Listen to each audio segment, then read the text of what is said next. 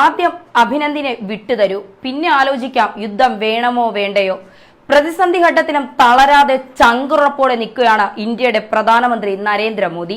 പാകിസ്ഥാന്റെ പിടിയിലായ വ്യോമസേന പൈലറ്റ് അഭിനന്ദൻ വർദ്ധമാനെ വിട്ടു നൽകണമെന്നും നയതന്ത്ര സഹായം ലഭ്യമാക്കണമെന്നും ഔദ്യോഗികമായി ആവശ്യപ്പെട്ട് ഇന്ത്യ.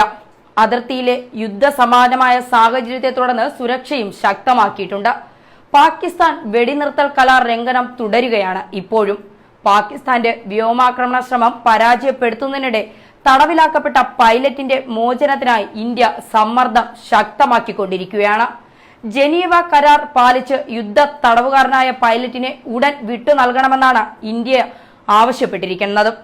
ഇത് തന്നെയാണ് ഇന്ത്യയുടെ ഏറ്റവും പ്രധാനപ്പെട്ട ആവശ്യവും. എന്നാൽ പാകിസ്ഥാന്റെ ഭാഗത്തു നിന്ന് ഇതുവരെ ഇതിന് പ്രതികരണമൊന്നും ഉണ്ടായിട്ടുമില്ല. പ്രധാനമന്ത്രി നരേന്ദ്രമോദി ഇന്നലെ 2 തവണ 3 സേനാ മേധാവികളുമായി ചർച്ച നടത്തിയിട്ടുണ്ട്. പാകിസ്ഥാന്റെ സമ്മർദ്ദങ്ങൾക്ക് മുന്നിൽ വഴങ്ങേണ്ടതില്ലെന്ന നിർദ്ദേശമാണ് സൈന്യത്തിന് സർക്കാർ നൽകിയിട്ടുള്ളത് എന്നാണ് പുറത്തുവരുന്ന സൂചനകൾ. അതിനിടെ അതിർത്തിയിൽ പാകിസ്ഥാന്റെ പ്രകോപനം ഇപ്പോഴും തുടരുകയാണ് എന്ന തരത്തിലുള്ള വാർത്തകളാണ് ഏജൻസികൾ പുറത്തുവിടുന്നത്.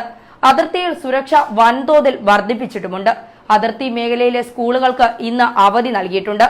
അതിനിടെ ഭീകര സംഘടനയായ ജെയ്ഷെ മുഹമ്മദിന്റെ തലവൻ മസൂദ് അസറിന്റെ ശബ്ദ സന്ദേശം പുറത്തു വന്നു. ജെയ്ഷ ഭീകര ക്യാമ്പ് ആക്രമിച്ചുവെന്ന ഇന്ത്യയുടെ അവകാശവാദം തെറ്റാണെന്ന് മസൂദ് അസർ പറയുന്നു.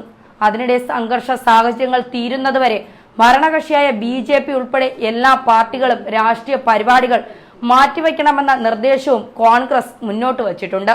പാകിസ്ഥാന്റെ ഭാഗത്തു നിന്നും പ്രകോപനം ഉണ്ടാവുകയും തുടർന്ന് സംഘർഷപരമായ സാഹചര്യങ്ങളിലൂടെ രാജ്യം കടന്നുപോവുകയും ചെയ്ത സമയത്ത് ഖേലോ ഇന്ത്യ പരിപാടിയുടെ ആപ്പ് പുറത്തിറക്കുന്ന ചടങ്ങിൽ പ്രധാനമന്ത്രി പങ്കെടുക്കുന്നതിനെതിരെ പ്രതിപക്ഷം ഉൾപ്പെടെയുള്ള പാർട്ടികൾ വിമർശനം ഉയർത്തിയിട്ടുമുണ്ട്.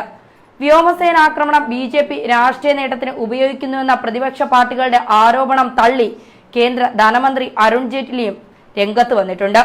എന്തായാലും അഭിനന്ദനെ തിരിച്ചു നൽകുക എന്ന ആവശ്യം തന്നെയാണ് ഇന്ത്യ മുന്നോട്ട് വയ്ക്കുന്നത്. ചർച്ചയ്ക്ക് തയ്യാറാണെന്ന് കഴിഞ്ഞ ദിവസം പാക് പ്രധാനമന്ത്രി പറഞ്ഞുവെങ്കിലും അതിന് മറുപടിയൊന്നും ഇന്ത്യ ഇതുവരെ നൽകിയിട്ടുമില്ല.